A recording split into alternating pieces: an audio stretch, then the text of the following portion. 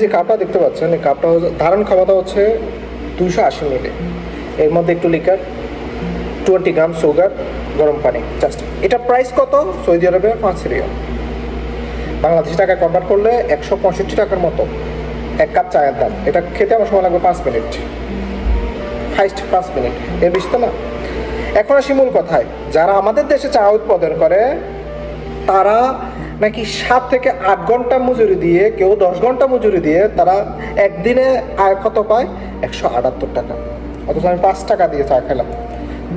আমাদের দেশে যে শ্রমের মূল্য নাই সেটা বুঝতে পারছেন?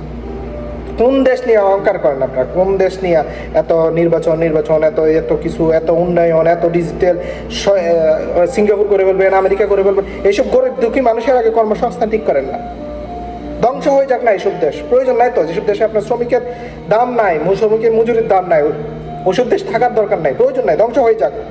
কি দরকার? আপনি দেখেন সৌদি আরবের মতো দেশে যদি কোনো এখানে চা উৎপাদন না হয়, এখানে প্রত্যেকটা তারা শ্রমের মূল্য দেয়, যে এখানে কিন্তু 5 টাকা খরচা হয় নাই, 1 টাকা খরচা হয় নাই।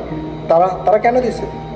যে তারা তাদের এই দেশে একটা জিডিপি অনুযায়ী তারা তাদের একটা দাম নির্ধারণ করে দিচ্ছে, তাদের মানুষ এটা পারবে কি? আমাদের দেশে কোনো আইন নেই, কোনো শ্রম মজুরি নেই, কোনো শ্রম আইন নেই, কোনো কিছু নাই। যে যার মতো পারছে এইভাবে চুষে নিতেছে। এইসব গরিব মানুষের টাকাগুলো চুষেই ধনীরা আরও বেশি ধনী হইতেছে।